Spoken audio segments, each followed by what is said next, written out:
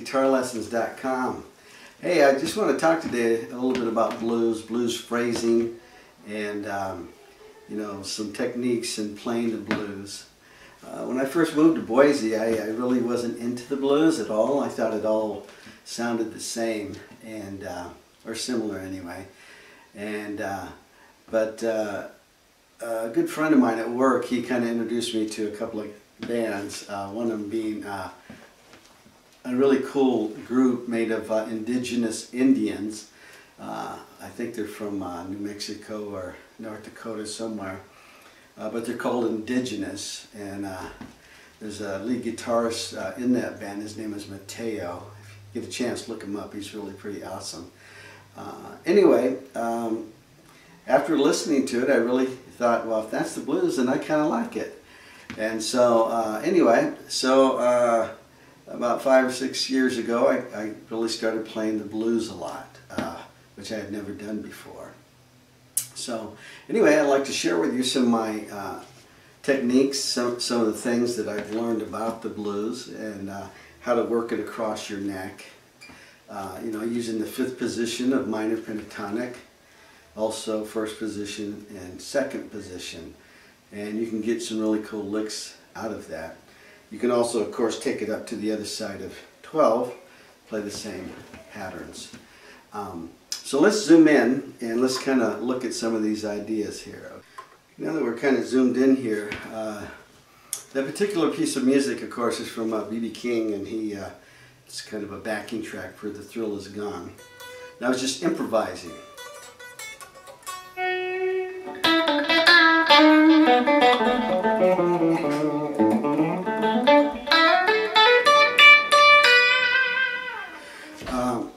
And I was just basically using the minor pentatonic scale. And so I want to show you what the minor pentatonic is. I'll put up a video, some tabs on my website as guitarlessons.com. You can find minor pentatonic anywhere. And this is considered 1st position, what I'm going to show you right now. And we're going to start up here on the 6th string. We're going to go on the 6th string, we're going to work across the strings, and we're going to go 7, 10 on the 6th, and then 7, 9, 7, 9, 7, 9, 7, 10, and 7, 10. Then we reverse it going back up, 10, 10, 7, 10, 7, 9, 7, 9, 7, 9, 7, 10, 7. Okay? And that's the minor pentatonic in 1st position.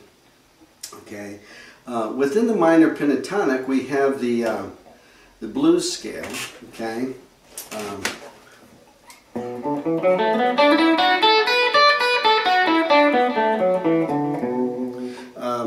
And by adding one note, it's the flatted 5th here, so that's on 7, 8, and 9. 7, 8, 9, okay? Number 8, that's your blues note. That's what it's called.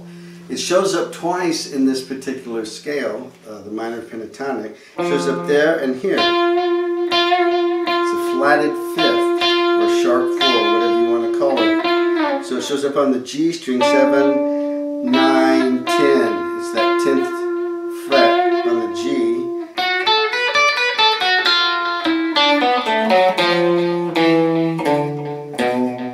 Okay? So that's how the blues scale works, or that's the shape of it.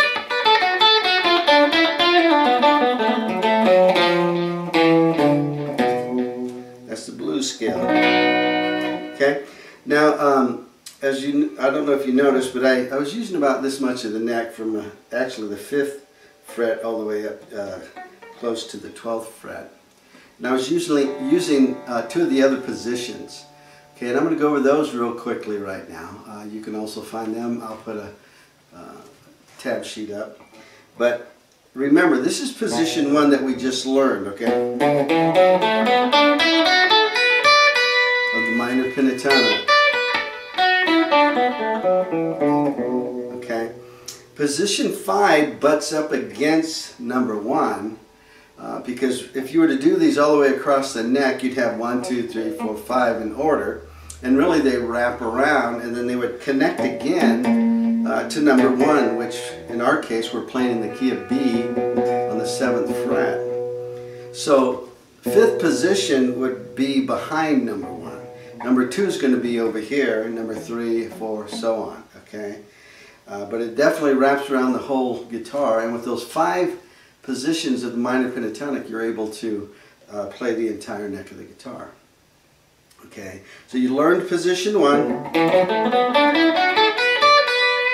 Position 5, I want to show you it because it's the easiest one of the others to remember. It's got a nice pattern to it. So we find that B note either here or up here, don't matter.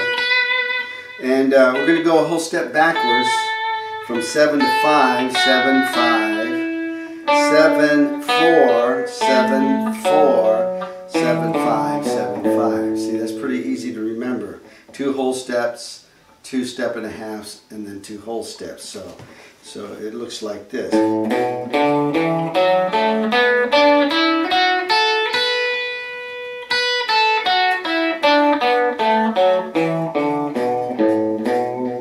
Now I got small hands, and sometimes I'll use my ring finger or I'll use my pinky. I've learned to kind of be kind of ambidextrous or whatever there. Just because I have to do what I gotta do to make things work.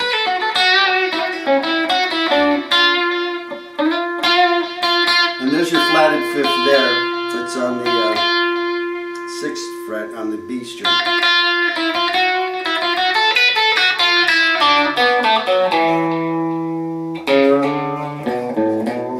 Okay, so now we got position 5. We've already done position 1. Now let's go to the right. And we're going to get position number 2, and with that we should be able to get most all of B.B. King's sounds that he plays when he's playing the blues. Of course, he's the master of it. Okay, so position. Let's go back to position 1 on the 7th fret. Now, when your pinky or your ring finger here goes to the 10th fret, that's the start of position 2. And position 2 is basically a whole step, so it goes from 10 to 12, but we got to go backwards because we're going to descend here. 12, 10, 12, 10, 11, 9, 12, 9, 12, 9, 12, 10. And then you can finish it off on number 7, the B note. Okay, so.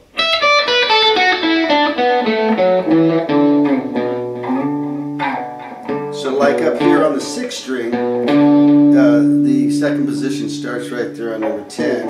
So it's a whole step. Then you go back to 9, 12, 9, 12, 9, 11, 10, 12, 10, 12. Okay? And so that gives you quite a bit of real estate there. Okay? Almost 3/4 of the neck. Wow. It's over half, okay, of the neck that you're going to end up with those 3 positions. So it's very useful for a lot of reasons, okay. But I want to show you a movement now that goes from the 5th position, and it's going to start at the 5th position. It's going to move through the 1st position, and then it's going to end up down here on the 2nd position, okay. And it goes like this. So it's 5, 7, 5, 7. Slide up to 9, and then we'll go down to the D string. 7, 9. 7, 9 on the G string. Okay. Slide up or move up to 11 on the G string. And now we're in 2nd position. 10, 12, 10, 12. 12, 10, 12, 10, 11, 9, 11, 12, 9, and on the D string, and then you're going to go to 7, back to 9 on the A string, 7, 7, 5, 7, 5, 7. Okay, I'll put like I said, it'll be a tab up on AsGuitarLessons.com. But what's cool about that is this movement here, and you'll look at this. Here it goes.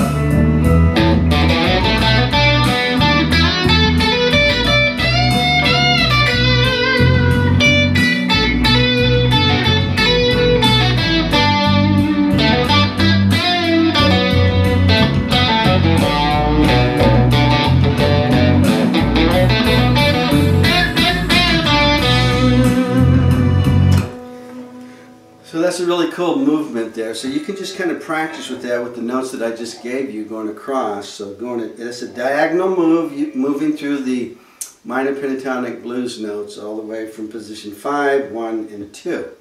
Okay? I just want to talk now just quickly about phrasing, or how do you put a melody together, a melody line. And a lot of people struggle with that. It's like, where do I go when I'm improvising? Where do I play next? By the way, if I sound kind of like I'm slurring, I am. I promise you I'm not drunk.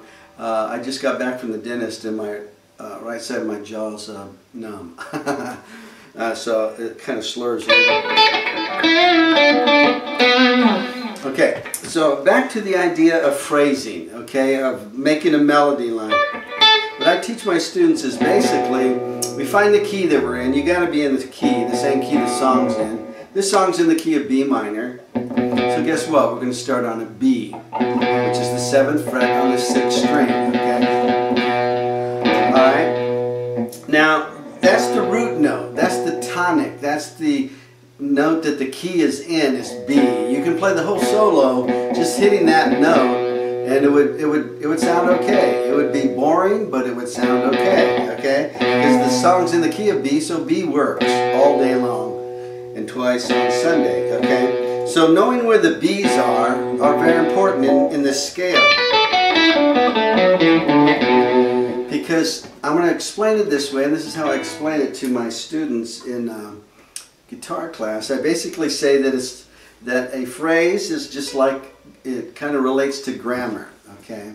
In a grammar you have, in a sentence you say things that have direct objects and nouns, and you know, if I made a statement like this, Ed was going to and he went there and bought some, then he came home and ate some, and it was really, and that was it, you would say, what? What's he talking about? It's because I never completed a sentence. But if I said Ed went to the Chinese store, food store, bought some Chinese food, came home and ate it, and it was awesome. I love Chinese food. Okay? You would say, hey, I get it. That's a cool story. And it's something I just did today.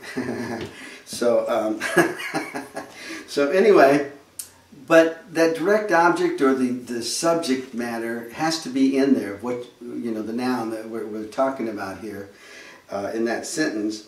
Well, the B notes or the home notes become that in music. That if you don't play those, as Joe Satriani said, if you don't play them in about 2 or 3 bars of music, you don't hit those home notes, the root notes, the tonic, in about 3 or 4 bars, somewhere around there, of music. If you don't play that note, people think you're, musically, they think you're not speaking correctly. You're not completing a musical thought. So that's why it becomes important to know where your root notes are, your target notes. And musical terminology is called resolving. You're resolving to that note. You're finishing it off. You're making the completed statement to that note. And I did that all through the little soloing that I did there. I knew where the B's were. So, in our minor pentatonic, we have one on the 7th fret. We have one on the 9th fret on the D string. They're both B's. One's a low B, the other one's a higher B, octave up. Then we have the one on the E string on the bottom on the 1st string. Same place as this one, they're both the same. That's a B, that's a B on 7th fret. That's really high octave, okay? Could be a couple of octaves, technically, if we're talking about a piano. Okay, so it's very high, okay? If we're talking about the guitar, from here to here would be an octave, and from here to there would be an octave, okay? 8 notes on the major scale. Okay? 1, 2, 3, 4, 5, 6, 7, 8. Octave, there's our other B. 1, 2, 3, 4, 5, 6, 7, 8. There's our other octave, okay? So those are our 3 Bs, and they always show up in that manner, in that pattern, anywhere on the neck. So if you go over a whole step and you hop over a string, that's going to be your other octave. That's your other tonic note. So if I did it on G, go over a whole step, hop over the string to the D string, that's a G, that's a G, and of course that's a G. Anywhere on the neck, that's an E, go over a whole step, hop over to the D string, and that's an E, and that's an E. So knowing this and knowing your notes on the fretboard as you play more, those home notes and other notes become very important in improvising as you use the notes to help you dissect chord shapes and triads so that you know what a chord is made of. And sometimes you're using arpeggios of a chord that makes that you would use in a particular solo tip. You would use a triad type idea. That's for another lesson. So anyway, I'm gonna play this song again, and I'm going to play this song again, and I'm going to purposely not hit the home notes, so you can see I'm going to make some incomplete statements, incomplete melody lines that just don't make sense. And it's kind of hard to do, to not hit them, but I'm going to do my best to not hit them, okay? So here we go.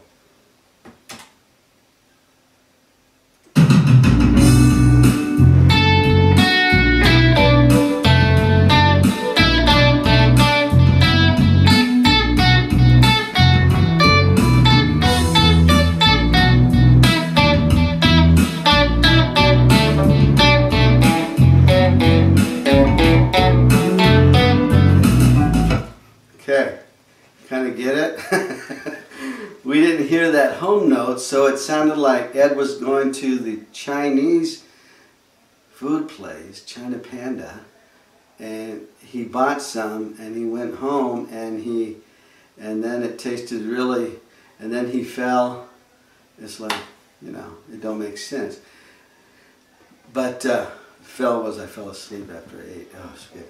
Okay, so now let's add the notes back in. Let's add the home notes, and I'll kind of indicate that by some expression that I'm hitting those home notes. Okay, here we go.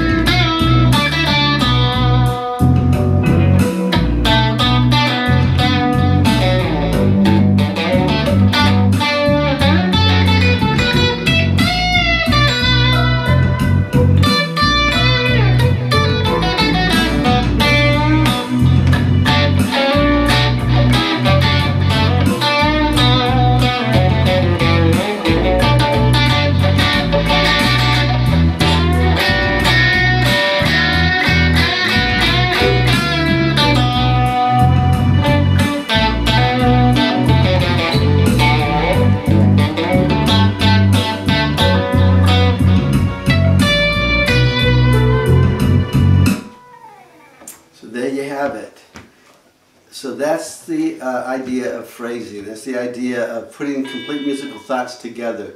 Knowing a scale, knowing where you can play, knowing where the home notes are, and targeting them, that you're going to hit them and emphasize them within 2 or 3 bars of music, somewhere around there. You could hit them more than once. I mean, you can hit them more than in 2 or 3 bars. You can, you hit that home note as many times as you want, but that doesn't give you a whole lot of variety. So you're always wanting to vary things up, change things up. Don't hit just one note at a time. Try to vary it up. Stay on the string for a while, see how many combinations you can get out of that one string.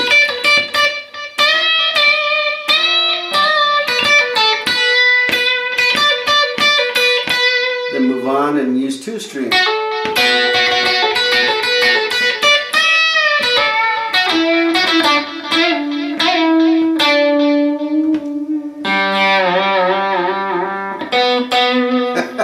Sorry. That Chinese food is making me sleepy. So anyway, that's just some basic thoughts of soloing, of phrasing, of putting together some solos. You need a backing track. Find out what key it's in and then go to town. Explore. Don't be afraid to try something new, a new pathway. Hop over a string. Don't hop over too many because it sounds jumpy and the ears don't like that. We like a smooth transition between strings. So you can do some of that, but you don't want to do too much of that. And next time we'll talk about bending, hammer-ons, pull-offs, sliding, double stops, things like that. But I just wanted to give you some basic blues ideas. Thanks for watching edsguitarlessons.com. God bless you and have a great day. I don't know, is my lip kind of hanging funny?